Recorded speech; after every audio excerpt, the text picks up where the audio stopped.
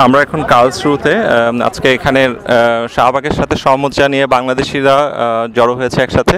এখানে আমরা সবার কাছে জানতে চাবো তারা কেন আজকে এখানে জড়ো হয়েছে এবং তারা কি চায় শাহবাগ থেকে। আমার নাম মিঠু, আমি কেআইটিতে মাস্টার্স করতেছি অপটিক্স ফটোনিক্সে। আর আজকে আমাদের বাংলাদেশিদের পক্ষ থেকে একটাই দাবি, সেটা হচ্ছে দলমত নির্বিশেষে আমরা বাংলাদেশে যে সমস্ত রাজাকার আছে তাদের সর্বোচ্চ শাস্তি চাই। ধন্যবাদ তোমাকে। তুমি কি মনে করো যে এই শাহবাগের যে জনমত তার পেছনে কোনো রাজনৈতিক অভিসন্ধি আছে?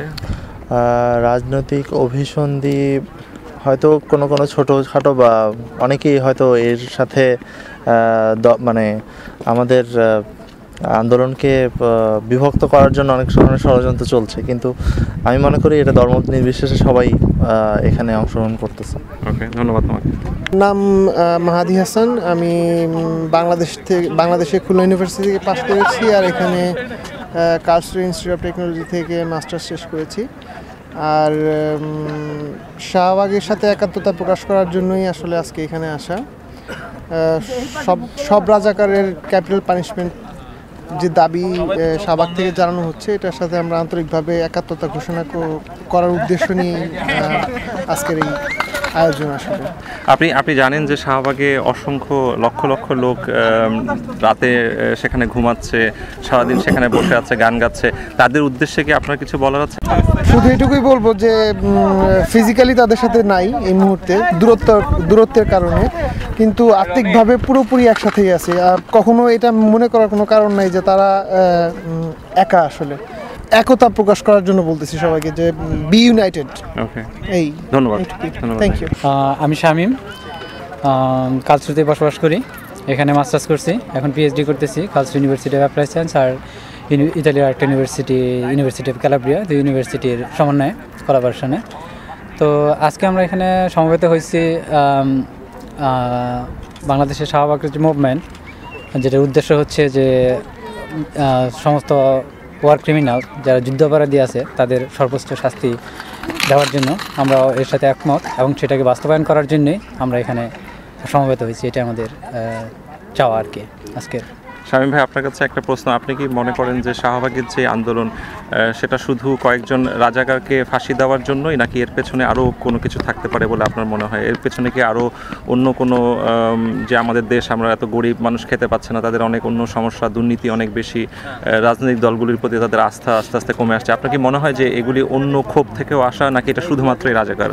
না, আমার মনে হয় যে শুধুমাত্রই রাজাকারদের ফাঁসি বা ওয়ার ক্রিমিনাল না, এটা আসলে প্রধান সামনে একটা ইস্যু।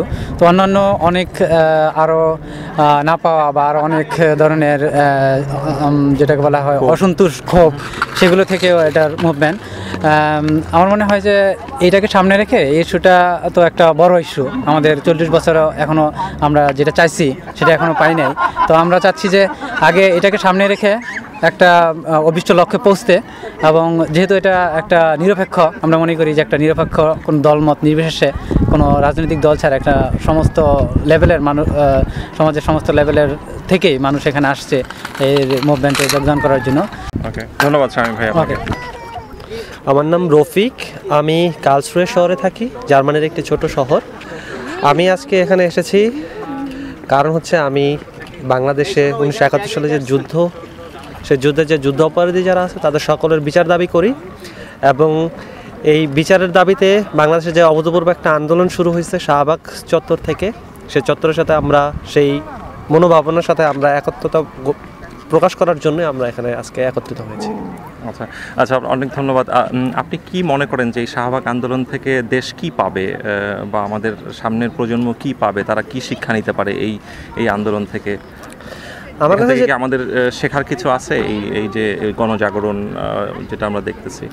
অবশ্যই আমার কাছে মনে হয়েছে যে এই জায়গায় যে ইয়াং জেনারেশন যারা একত্রিত হয়েছে তারা শুধু যে মাত্র ওয়ার ক্রিমিনালদের বিচারের জন্যই আসছে তা না, সবার দেয়ালে হয়তো পিঠ থেকে গেছিলো, তাদের মনে আরও অনেকগুলো দাবি আছে, যে দাবিগুলো হয়তো সামনে আরও আসবে। এবং তার চেয়েও বড় কথা যেটা, অন্যায়ের বিরুদ্ধে প্রতিবাদ করার কোনো প্ল্যাটফর্ম ছিল না দেশে।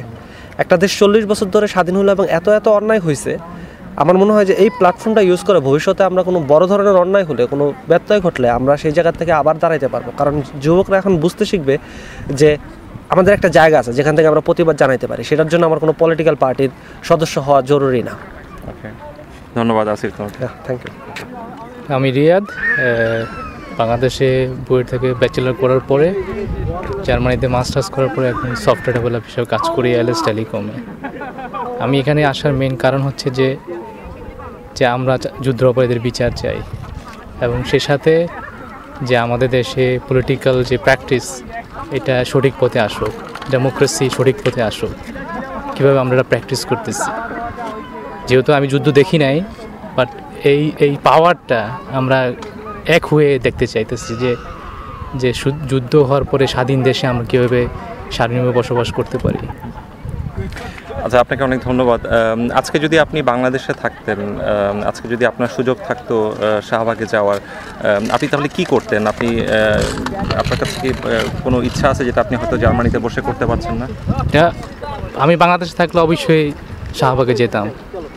যেহেতু আমি বাংলাদেশে নাই, সেক্ষেত্রে আমি এখানে থেকেই তার প্রতিবাদ জানাচ্ছি।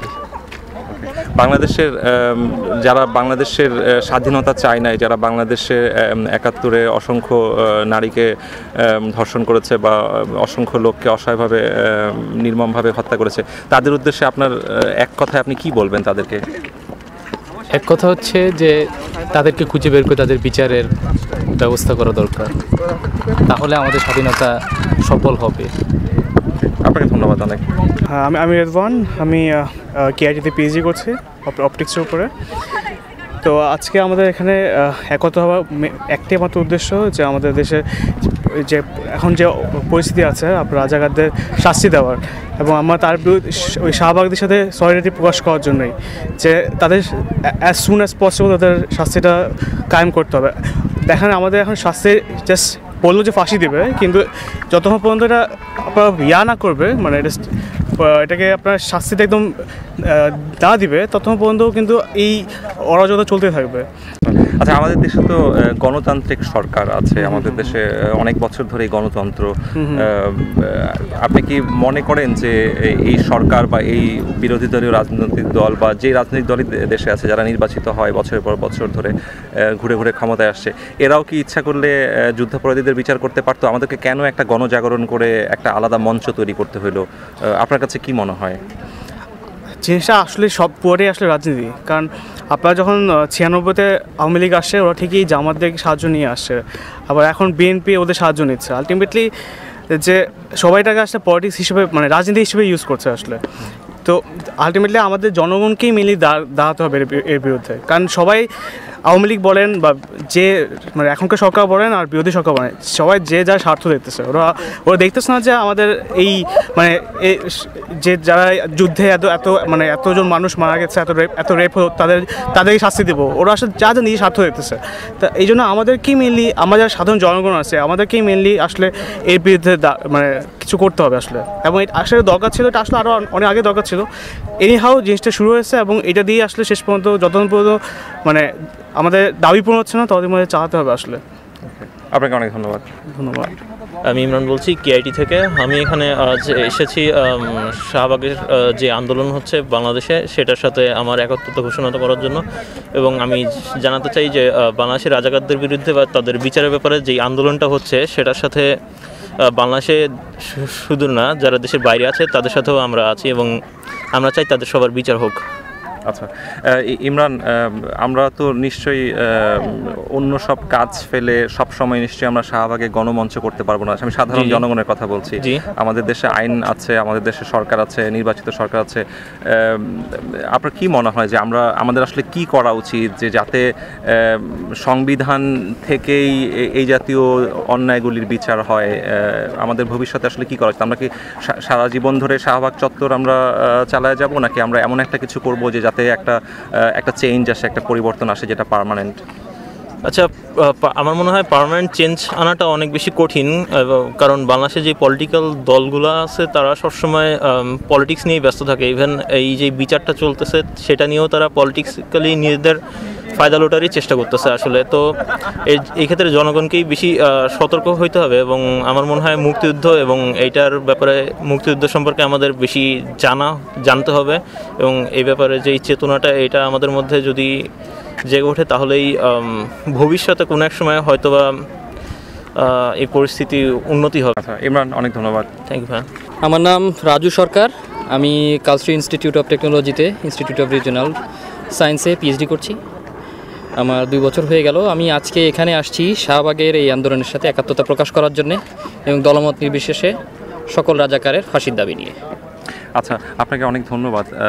আমাদের দেশে শাহবাগের এই আন্দোলন আজকে প্রায় 1 মাস হয়ে গেল এবং আমরা দেখতে পেয়েছি যে দেলোয়ার হোসেন সাঈদীর ফাঁসি দেওয়া হয়েছে এবং তার আগের যে রাজাকার তার কিন্তু ফাঁসি হয় নাই।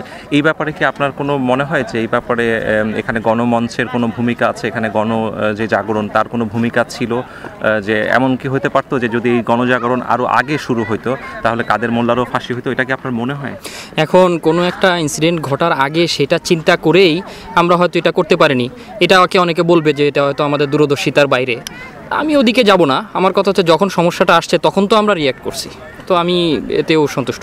ওকে, আমরা কি পার্মানেন্ট সলিউশনের দিকে আগাইতে পারি? আমরা গণজাগরণ যে হয়েছে এটাকে আমরা কিভাবে ধরে রাখতে পারি? এটাকে আমরা কিভাবে পজিটিভভাবে ইউজ করতে পারি? আমরা দেখছি যে বিভিন্ন রাজনৈতিক দল এই গণজাগরণ থেকে ফায়দা লুটার চেষ্টা করছে। আমরা দেখছি যে সরকারি দল চেষ্টা করছে তাদের পক্ষে আনার জন্য, বিরোধী দল চেষ্টা করছে বিভিন্নভাবে বিরোধিতা করার জন্য বা যেটাই হোক, অর্থাৎ রাজনৈতিক ফায়দা। কিন্তু আমরা আপনার কাছে কি মনে হয় প্রথমত যে এটা শুধুমাত্রই গণজাগরণ, এখানে আসলে রাজনৈতিক ফায়দা তোলার আসল উদ্দেশ্য এখানে নাই? আপনার কি মনে হয় এটা?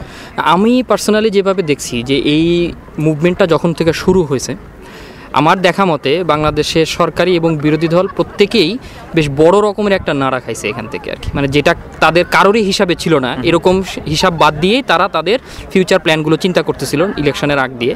তো প্রত্যেকেরই প্ল্যানে চেঞ্জ আনতে হয়েছে। এবং একটা জিনিস আমি দেখি যে বাংলাদেশের যে কোনো ডেভেলপমেন্ট প্রজেক্ট থেকে শুরু করে যাবতীয় কিছুই হোক, ইভেন বই পুস্তকও আমরা দেখি যে সব কিছু শেষে একটা কথা আসে, সচেতনতা বাড়াতে হবে। হ্যাঁ, যে জনসংখ্যার সমস্যার জন্য কি করতে হবে, অ্যাট দ্য পয়েন্ট আসতেছে, মানে একদম শেষে চলে আসে যে আমাদের সচেতন হতে হবে। বন্যা সমস্যার সমাধানে কি করতে হবে, সচেতন হতে হবে। তো সচেতনতাই যদি একটা বড় স্তম্ভ হয় আমাদের চিন্তাভাবনার, তাহলে এই মুভমেন্টের থেকে এইটার ক্ষেত্রে মারাত্মক একটা বড় অ্যাচিভমেন্ট হবে বলে আমার কাছে মনে হয়। কেননা সচেতনতা বিল্ড আপে এই মুভমেন্টের সার্থকতা আমার কাছে 100-এ 100। মানুষ সচেতন হয়েছে, মানুষ চিন্তা করছে, মানুষ অন্তত এই বিশ্বাসটা ফিরে পাইছে যে মানুষ যদি আবার একসাথে হয় তাহলে বাংলাদেশের যে কোনো বড় রাজনৈতিক দল, যে কোনো বড় শক্তিও তাদের প্ল্যান থেকে সরে এসে নতুন কিছু করতে বা চিন্তা করতে বাধ্য হবে। ওকে রাজু, আপনাকে অনেক ধন্যবাদ। আপনাকে ধন্যবাদ। হ্যালো, আমি নজরুল ইসলাম নয়ন, চট্টগ্রাম থেকে আসছি। হকশলে কালশ্রুয়েতে মেশাট্রনিক ব্যাচেলর করতেছি এখন। তো যেটা হলো, অবশ্য আজকে এখানে যে জন্য আসলাম সেটা হচ্ছে মেইনলি যুদ্ধাপরাধীর বিচারের জন্য আসছি। যে বিচারটা হয়েছে আমাদের দেশে, যে কাদের মোল্লার ফাঁসি হয়নি প্রথম, এবং সে কারণে শাহবাগ থেকে আন্দোলন শুরু এবং তারই ধারাবাহিকতায় আজকে আমাদের এখানে আন্দোলন হচ্ছে। সে উদ্দেশ্যে আজকে এখানে আসা এবং একটাই দাবি, সেটা হচ্ছে সকল যুদ্ধ অপরাধী, সে যে দলেরই হোক, সে যে সমাজেরই হোক, তার ফাঁসি অবশ্যই কার্যকর করতে হবে। এবং দ্বিতীয় কথা হচ্ছে যেটা ট্রাইব্যুনালকে নিরপেক্ষভাবে কাজ করে সকল যুদ্ধ অপরাধীর ফাঁসি কার্যকর করতে হবে, শুধু জামাতির নয়। আমি মনে করবো যে যুদ্ধ অপরাধীর বিচারটা সম্পূর্ণরূপে নিরপেক্ষ হিসাবে কাজ করবে এবং সকল যুদ্ধ অপরাধী, সে যে দলেরই হোক, যে সমাজের হোক, যে সংস্কৃতির হোক, তার ফাঁসি আমরা ইনশাল্লাহ বাংলা মাটিতে কার্যকর করব। ধন্যবাদ নজরুল, অনেক আপনাকে অসংখ্য ধন্যবাদ। আমার নাম সৈয়দ মঞ্জুর মোর্শেদ, আমি কালশ্রীতে থাকি। আজকে আমাদের এখানে একটা শাহবাগের যে গণজাগরণ মঞ্চ, এটা সহমর্মিতা প্রকাশ করার জন্য আমরা এখানে সমবেত হয়েছি। আচ্ছা, অনেক ধন্যবাদ। শাহবাগের এই গণজাগরণ থেকে আপনি কি আশা করেন? এটা কি শুধুমাত্র রাজাকারের ফাঁসি এটাই আপনার কাছে মনে হয়, নাকি এখান থেকে আমরা আরও বেশি কিছু আশা করতে পারি সামনে ভবিষ্যতে? আমাদের দেশে আরও অনেক জাতীয় সমস্যা আছে, আরও অনেক সংকট আছে, আমরা অনেক গরিব একটা দেশ, আমাদের দেশে দুর্নীতি নিয়ে অনেক বড় সমস্যা আছে। আপনার কি মনে হয় যে এই গণজাগরণকে আমরা যদি সুপথে ব্যবহার করি তাহলে আমরা দেশের আরও বড় বড় রাজনৈতিক বা সামাজিক ইস্যুতে আমরা এটাকে কাজে লাগাতে পারি, এই শক্তিটাকে? হ্যাঁ, আমি আপনার সাথে অবশ্যই একমত। রিসেন্টলি আমি বাংলাদেশ থেকে এসেছি, মাত্র 2 সপ্তাহ হলো। আমি দেখেছি শাহবাগের মানুষের যে ব্যাপক আগ্রহ, একটা ইস্যু, একটা উদাহরণ যে রাজাকারদের ফাঁসি চাই। কিন্তু এরকম আরও অনেক ধরনের সমস্যা আছে আমাদের দেশে, খাদ্য সমস্যা, তারপরে এডুকেশনের প্রবলেম, তারপরে ইলেকট্রিসিটি, ইনফ্রাস্ট্রাকচারের সব ধরনের সমস্যা। তো মানুষজনের ভিতরে কনসার্নটা যদি এইভাবে গ্রো করানো যায়, তাহলে সবাই যদি আগে আসে, তখন দেখা যাবে যে আমাদের জাতীয় সমস্যাগুলোকে পলিটিক্যাল পার্টি বা অন্য যারা আছে নীতি নির্ধারক সবাই এটাকে আরও গুরুত্ব সহকারে দেখতে পারবে, এবং তারা এক ধরনের প্রেশার তাদের ভিতরে কাজ করবে যে না, আমাদের এখন দেশের জন্য ভালোভাবে কাজ করতে হবে, সমস্যাগুলো খুব ইম্পর্ট্যান্ট এবং সমস্যাগুলোর সমাধানে এগিয়ে আসতে হবে। সো আমি মনে করি এইটা একটা উদাহরণ, যাতে করে পলিটিক্যাল পার্টিগুলো একটা জানতে পারে যে না, পিপল আর অ্যাওয়ার, পিপল আর কনসার্ন। তো এইভাবে আমরা সামনে অন্য সমস্যাগুলো নিয়ে এসে সমাধানের দিকে এগিয়ে যেতে পারি। এবং এইটাতে আমি মনে করি যে প্রতিটা সরকারের একটা আগের মতো আর এরকম হবে না যে আমরা যা আসছি করতেছি, but they will feel that they have to do something for the whole nation and the country. Thank you. ধন্যবাদ। আমি দীপিকা দাস, আমি কালসরুইতেই থাকি, এখন জার্মানিতে থাকি। আমি দেশে অ্যাডমিন ক্যাডারে ছিলাম, আর এখানে আমি কেআইটি থেকে মাস্টার্স করছি। 42 বছর আগে স্বাধীনতা যুদ্ধ হয়েছে, এরা এত বছর ধরে মন্ত্রী মিনিস্টার হয়ে যেতেছে বাংলাদেশের কত লোক খাইতে পারতেছে না, ওদের অবস্থান উঁচুতে, সেটা নিয়ে মাথা ব্যথা নাই। এখন এত বছর পরে এদের ফাঁসি হবে, তারপরে সেটা নিয়ে কিছু পলিটিক্যাল লোকজন নাড়াচাড়া করতেছে, আর কিছু নিরীহ লোকজন মারা যেতেছে। মানে এইগুলার মানেটা কি? এইগুলার ঘটনাগুলি যে এই ধাঁচেরই হবে, আন্দোলন সেটা তো আমরা দেখছি যে এটা কোনো সহিংস আন্দোলন না, সেখানে মানুষজন কি বলে অহিংস মতবাদ নিয়ে বসে রয়েছে, তাই তো? সবাই সেখানে মোমবাতি জ্বালাইছে, কেউ সবাই সেখানে। সমস্যাটা হচ্ছে যে সেইটা থেকে কি এই ঘটনাগুলি হলে ওটাও তো কিছুটা রেসপন্সিবল, তাই না? তার মানে আপনি বলতে চাচ্ছেন যে যদি এরকম জাতীয় ইস্যু হয় তাহলে আমরা কি করব? আমাদের হাতে সমাধানটা কি? ধরা যাক শাহবাগের মঞ্চ হলো না, তাহলে আমরা কি করতাম? আমরা কি তাহলে রাস্তায় নামবো না? আমাদের যদি দেশে অন্যায় হয়, দেশে যদি রাজাকাররা যদি ক্ষমতায় আসে, তখন আমরা কিছু করব না, তখন আমরা সবাই দেশ থেকে পালিয়ে যাব, আমরা কি করব তখন? না, কি করবেন মানেটা কি? আমাদের দেশে প্রেসিডেন্টরা পর্যন্ত রাজাকার ছিল, আমরা কি তাকে দাঁড়ায় স্যালুট দেই নাই? তো তখন বলি নাই কেন? আর এরা 5-6 জন লোক কি করছে এমন যে এদেরকে ফাঁসি দিতে হবে?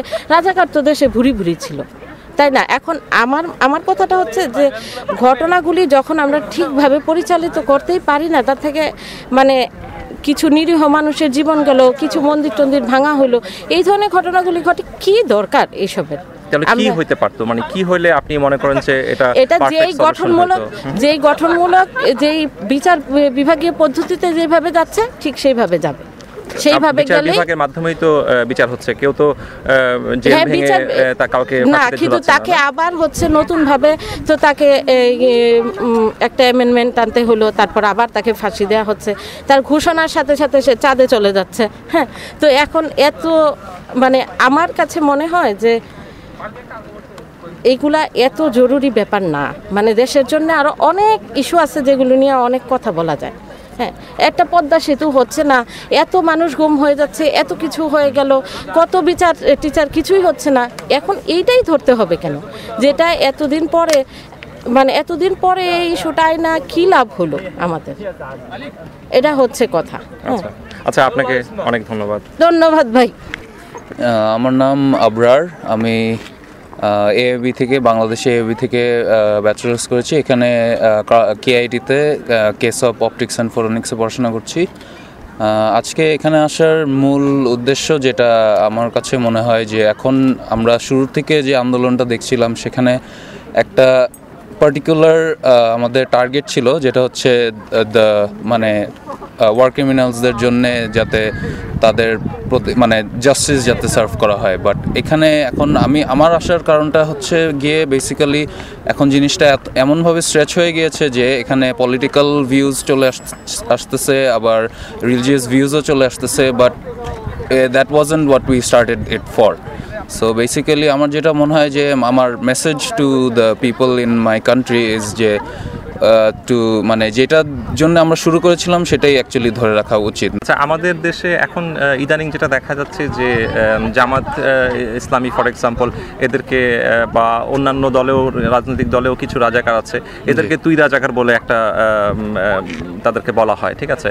এবং এর বিপরীতে এখন আরেকটা সুর তৈরি হয়েছে বাংলাদেশে, ফেসবুকে উঠলে অনেক সময় দেখা যায়, সেটা হচ্ছে যে ইসলামিক দলগুলি এখন যারা শাহবাগের সাথে যুক্ত তাদেরকে তুই নাস্তিক বলে গালি দিচ্ছে। হ্যাঁ, তো এই ব্যাপারে আপনার কি মনে হয় যে এখানে আমরা আসলে কোন দিকে যাচ্ছি আসলে এখান থেকে?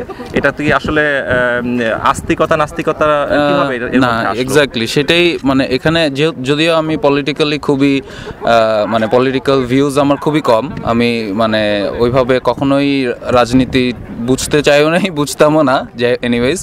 সো আমার যেটা মনে হয় যে এখানে অ্যাকচুয়ালি সবাই মানে যেহেতু এখানে মানে ইয়াং যারা ছিল তারা ওদের একটা ছিল যে they knew what they were doing. But এখানে এখন এমন একটা অবস্থা হয়ে গেছে, সবাই বিভিন্ন গ্রুপ চলে আসতেছে যারা এদেরকেই, এই ইয়াং জেনারেশনদেরকেই কিছুটা মানে ব্রেন ওয়াশ করার চেষ্টা করছে। সো আমার মনে হয় যে এখন এটাও বলা টাফ যে কে তাদের রাইট পাথটা দেখাবে। বিকজ কেউ একজন যদি ভালোটাই করতে চায় তখনই অন্য একটা গ্রুপ এসে বলবে যে ও তো ওদেরকে ব্রেন ওয়াশ করে ফেলছে। সো আই গেস মানে ইয়াং জেনারেশনদের মধ্যে ওদের নিজেদের একটা মানে ভিউ থাকা ভেরি ইম্পর্টেন্ট, যে ওরা যাতে নিজেরাই জাজ করতে পারে যে কোনটা উইচ ইজ রাইট অ্যান্ড কোনটা ভুল। ওকে, আপনাকে অনেক ধন্যবাদ। Thank you. আমার নাম বিশ্বজিৎ, আমি বাংলাদেশের খুলনা থেকে আসছি, এখানে পিএইচডি শেষ করলাম কিছুদিন আগে। আর আজকে এখানে আসার কারণ আসলে এটা একটা আমি বাংলাদেশের সিটিজেন হিসেবে মনে করি যে আমার এটা নৈতিক দায়িত্ব। সো এখানে কেউ আমাকে মোটিভেট করে নাই কিংবা কারোর দ্বারা আমি উদ্দেশ্য প্রণোদিত হয়ে আসি নাই, এটা সম্পূর্ণ আমার নিজের মানে ফিলিংস থেকেই আসছি যে একজন বাংলাদেশ হিসাবে আমার কাছে মনে হয় যে আমরা যে এখন শাহবাগ বলি আর যাই বলি না কেন, মানে মুক্তিযুদ্ধের সময় যারা অপরাধ করছে তাদের শাস্তি হওয়া উচিত। আচ্ছা, অনেক ধন্যবাদ। আপনার জন্য একটা প্রশ্ন, বাংলাদেশে যারা শাহবাগে আসছে আন্দোলন করতে, এদের মধ্যে হিন্দু ছিল, মুসলমান ছিল, বৌদ্ধ ছিল, কিংবা হয়তো ধর্ম ছাড়া ছিল, সেটা প্রশ্ন কেউ করে নাই। কিন্তু যখনই রায় বের হলো, সাঈদীকে যখনই ফাঁসি দেওয়া হলো, তখনই কেন সংখ্যালঘুদের উপর আক্রমণ হলো? এটাতে আপনার কি মনে হয়? এটা কেন শুধু মুসলমানদের উপর আক্রমণ হচ্ছে না, বা শুধু যারা হিন্দু তাদের উপর আক্রমণ হচ্ছে, বাড়ি পুরায় দেওয়া হলো? এটা আপনার কাছে কি মনে হয়, কেন এটা হলো? খুবই কঠিন কোশ্চেন, কিন্তু আমার কাছে যেটা মনে হয় আসলে আমাদের এটা মানে এই যে মেন্টালিটিটা, যে এটা অনেক পুরানো একটা ইতিহাস আর কি। ধরেন আপনি যদি মানে আমাদের দুইটা দেশের জন্মের কথাও চিন্তা করেন, তখনও কিন্তু রিলিজিয়ানরে প্রাধান্য দিয়েই দুইটা দেশকে তৈরি করা হয়েছে। তখন তো পাকিস্তানিরা এসে সংখ্যালঘু থেকে হত্যা করছে বা সেটাই, মানে তখন কিন্তু আপনাকে এখন শাহবাগে তো শুধু সংখ্যালঘুরা ছিল এরকম কোনো প্রমাণ নাই, কিন্তু কেন এখন সংখ্যালঘুদের উপর কেন আক্রমণ হচ্ছে? এটা কি কোনো রাজনৈতিক ফায়দা তোলার জন্য, বা এটার পেছনে কি কোনো নাস্তিকতা ঢোকানোর জন্য কোনো ব্যাপার, নাকি এটা কেন আপনার কাছে কি মনে হয়? নাস্তিকতা আসলে এটার সাথে তো আপনার দেশপ্রেমের কোনো সম্পর্ক নাই, তাই না? আর হিন্দুদের পরে আক্রমণ বলেন কিংবা সংখ্যালঘুদের পরে আক্রমণ বলেন, এটা ধরেন আমার কাছে যেটা মনে হয়েছে যে এটা এক ধরনের পলিটিক্যাল ইন্টারেস্ট। হ্যাঁ, তো পলিটিক্যাল ইন্টারেস্ট এখন যেটা হচ্ছে, আমি আমার ব্যক্তিগত কথা বলতে পারি। সো বাংলাদেশের সাধারণ জনগণ মানে যারা আসলে সোজা বাংলায় হুজুগে মাতা আর কি, হ্যাঁ, খুব চিন্তা ভাবনা করে কিন্তু খুব বেশি লোক কাজ করে না। আমি আমার গ্রামে যেখানে আমি জন্মগ্রহণ করছি সেইখানে কিন্তু আমরা হিন্দু মুসলমান আমরা ছোটোবেলা থেকেই বড় হচ্ছি। তো আজকে আমার বয়স ধরেন এই 35, সো এর মধ্যে আমি কখনো দেখি নাই যে আমার গ্রামে রাইট হচ্ছে। তো এটা সম্পূর্ণ হচ্ছে একটা পারস্পরিক মানে সৌহার্দের ব্যাপার। সো আমাদের গ্রামে যে মানে ওয়ার্ড কমিশনার, সে হচ্ছে ঘোর বিএনপি করে, সো 100% বিএনপি। তো এই ভদ্রলোক কিন্তু কখনোই চায় না যে তার গ্রামে গন্ডগোল থাকুক। হ্যাঁ, তো এই যখন আপনার শাহবাগ আন্দোলন শুরু হলো তখন হচ্ছে আমি তার সাথে যোগাযোগ করছিলাম যে আসলে আমাদের এলাকার সিচুয়েশান কী। কারণ এখন কিন্তু আসলে মানে একটা সময় রেশিও ছিল 70% 30%, এখন ওইটা কমে 50-50 হয়ে গেছে। তো তারপরেও হচ্ছে ধরেন আমরা প্রায় 200 ঘর হিন্দু মাঝে, দুই পাশে প্রায় ধরেন 500 অনেক মানে মুসলমান ঘেরা। তো তারপরেও আমাদের গ্রাম কিন্তু প্রোটেক্ট করা মুসলমানদের দ্বারা। সো আমি যদি বলি যে একজন মুসলমান হিন্দুদের পরে আক্রমণ করতেছে, এটা কিন্তু ঠিক না। এটা পলিটিক্যাল একটা ইস্যু এবং পলিটিক্যালি মোটিভেট করা হয়েছে। এবং আমার ওয়ার্ড কমিশনের সাথে কথা বলে আমরা 20 জন ভলেন্টিয়ার ঠিক করছি আমার গ্রামে, যারা আমাদের গ্রামকে প্রোটেক্ট করছে, হিন্দু এবং মুসলমান, 10টা ছেলে 10টা মেয়ে। সো আমরা এখন কমিটেড যে না, এটা আমাদের গ্রামে কোনো রাইট হবে না। সো এই কমিটমেন্টটা, এই ফিলিংসটা কিন্তু সবারই আসা উচিত। তা না হলে আপনার যারা পলিটিক্যাল মানে এত অশিক্ষিত লোকজনদের পলিটিক্যালি মানে মুভ করা খুবই ইজি, যে কারণে আমরা 40 বছরও মানে বিচারটা করতে পারি নাই, তাই না? ধরেন আপনি সাইদি বাংলাদেশের পতাকা নিয়ে ঘুরছে, এটা আসলে আমাদের জন্য একটা মানে সেম অপমান, তাই না? তো এটা কেন হয়েছে যে আমাদের দেশের এত লোক, তাদের পেটে ক্ষুধা, মাথায় জ্ঞান নেই, সিম্পল তাই। শুভদা, আপনাকে অনেক ধন্যবাদ। ওয়েলকাম। আমি শর্মি, আমি স্টুটগার্ট থেকে আসছি। আজকে আমাদের আসার মেইন উদ্দেশ্য হচ্ছে শাহবাগের সাথে আমরাও একমত। আমরা অনেক দূরে আছি, এর জন্য আমরা শাহবাগে যেতে পারতেছি না, সশরীরে যেতে না পারলেও আমরা মনের সাথে শাহবাগের সাথে একমত। ওকে, আপনাকে অনেক ধন্যবাদ। শবনম হায়দার, আপনার বাবা একজন মুক্তিযোদ্ধা, আপনার নানা মুক্তিযুদ্ধে শহীদ হয়েছে। রাজাকারদের প্রতি আপনার কি মনে হয়? আপনার কি তাদের জন্য আপনার আবেগটা কি? রাজাকারের জন্য কোনো আবেগ থাকার তো কথা না। নর্মালি আমি ছোটোবেলা থেকেই আমরা জেনে আসছি যে এরা হচ্ছে রাজাকার, এরা হচ্ছে দেশের শত্রু। আমার বাবা যেহেতু একজন মুক্তিযোদ্ধা ছিলেন, উনি 9 নম্বর সেক্টরে বরিশাল অঞ্চলে মেজর জিয়ার সাথে মুক্তিযুদ্ধের ট্রেনিং দিতেন মুক্তিযোদ্ধাদেরকে। তখন পরবর্তী যুদ্ধের পরে আমার বাবা মুক্তিযুদ্ধের অনেক গল্প আমাদেরকে করতেন এবং আমার নানা পিরোজপুরে শহীদ হন। উনি প্রথম পুলিশ অফিসার পিরোজপুর অঞ্চলে শহীদ হন, তিনি ছিলেন প্রথম। ওনাকে পাক বাহিনীরা গুলি করে হত্যা করা হয় এবং ওনাকে বলেশ্বর নদীতে ফেলে দেওয়া হয়। তো পরে স্বাধীনতার পরে আমার মামারা তার লাশ তুলে পিরোজপুরে দাফন করেন। এবং আমি যেটা বলতে চাই যে রাজাকাররা সবসময় দেশের শত্রু ছিল এবং আমাদের বলার একটাই উদ্দেশ্য যে রাজাকারদের মানে প্রথম থেকেই যদি আমরা রাজাকার দমন করতে পারতাম কিংবা ওরা যদি না থাকতো, তাহলে আজকে মনে হয় এই অবস্থাটা আমাদের হতো না। এটাই। আপনাকে অনেক ধন্যবাদ। আমার নাম তৃষা, আমি বাংলাদেশে বুয়েটে পড়াশোনা করেছি। এখানে কালচারাল ইউনিভার্সিটি অফ অ্যাপ্লাইড সায়েন্সে পড়ছি, মাস্টার্স করছি। আমি থাকি ফরসাইমে। এখানে আজকে শাহবাগের সাথে সংহতি প্রকাশ করে একটি আমরা একসাথে হয়েছি সংহতি প্রকাশ করার জন্য। অনেকে বলেন যে এতদিন পরে কেন রাজাকারের ফাঁসির জন্য সবাই একসাথে হয়েছে, 42 বছর আগে বা 20 বছর আগেও কেন হয় নাই। আমি শুধু এটুকুই মনে করি যে হচ্ছে, এটা নিয়ে একটা আন্দোলন হচ্ছে এবং সবাই কিছু না হলেও চিন্তা করছে, পজিটিভে হোক এগেনস্টে হোক, তারা অ্যাটলিস্ট মুক্তিযুদ্ধ সম্পর্কে কিছুটা আইডিয়া পাচ্ছে। এটাই আমার কাছে অনেক বড় মনে হয় এবং খুব মনে প্রাণে আশা করি যে যারা রাজাকার তাদের উপযুক্ত শাস্তিটাই হোক। ওকে, অনেক ধন্যবাদ। আমার নাম রেজা সালে, আমি কালসরুয়েতে থাকি, একটা ছোটো চাকরি করি। আমি আজকে এখানে আসছি শাহবাগে যে আন্দোলন হচ্ছে যুদ্ধাপরাধীদের বিচারের জন্য, সেই বিচারের সাথে সংহতি প্রকাশ করার জন্য আমি আজকে এখানে আসছি। ওকে রেজা, আপনি জানেন যে শাহবাগে অসংখ্য মানুষ তারা নির্ঘুম রাত কাটাচ্ছে, দিনের পর দিন, 1 মাসের মতো হয়ে গেল তাদের আন্দোলন তারা চালায় যাচ্ছে। আপনার তাদের প্রতি কি আপনার কিছু বলার আছে?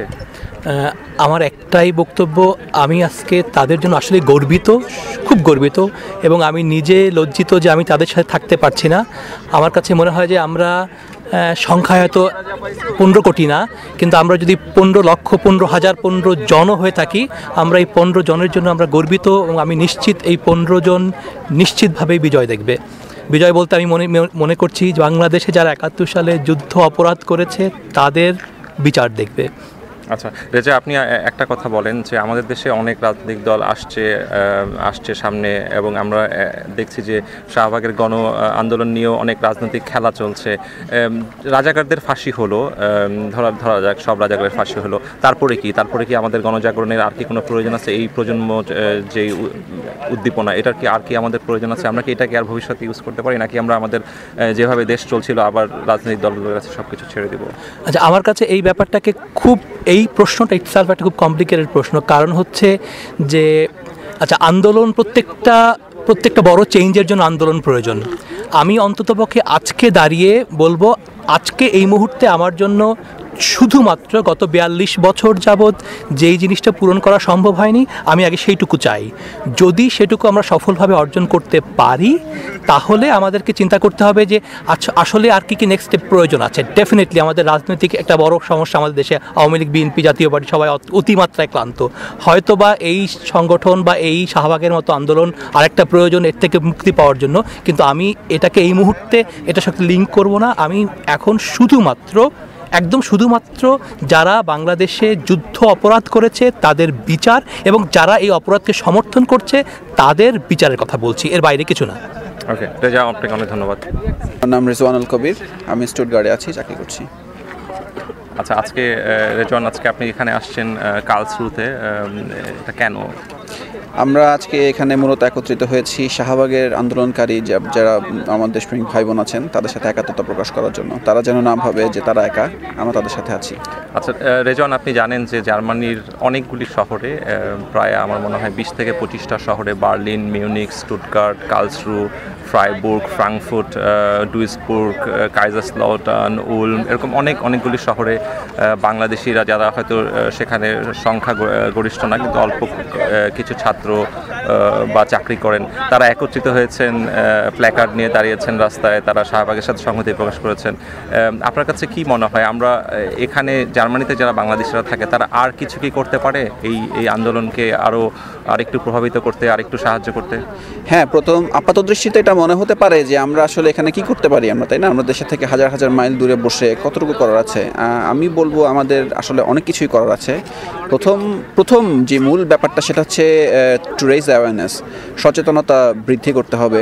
যখন একটা মানুষ সচেতনতা বৃদ্ধি করে সেই পর্যায়ে পৌঁছাতে পারবে, সেই জিনিসটা বুঝতে পারবে যে না, যুদ্ধাপরাধ আসলে একটা অপরাধ এবং আমার এটা বিচার করতে হবে, এটা আসলে কোনো অপশন নাই এটা ছাড়া, তখনই সে প্রথম ধাপটা অ্যাচিভ করে ফেললো, তখনই সে একটা পর্যায়ে চলে গেল। তারপর দ্বিতীয় পর্যায়টা হচ্ছে যে তার আশেপাশে মানুষের সচেতনতা সে কখন এই লেভেলে নিয়ে আসতে পারবে। কারণ হচ্ছে আমি আমার বাস্তব অভিজ্ঞতা থেকেই দেখতে পারি যে আমরা অনেকেই যেভাবে চিন্তা করতেছি, আমাদের অনেকেই আছে কিন্তু ঠিক এভাবে চিন্তা করতেছে না। তারা অনেক ধরনের সমস্যা, অনেক ধরনের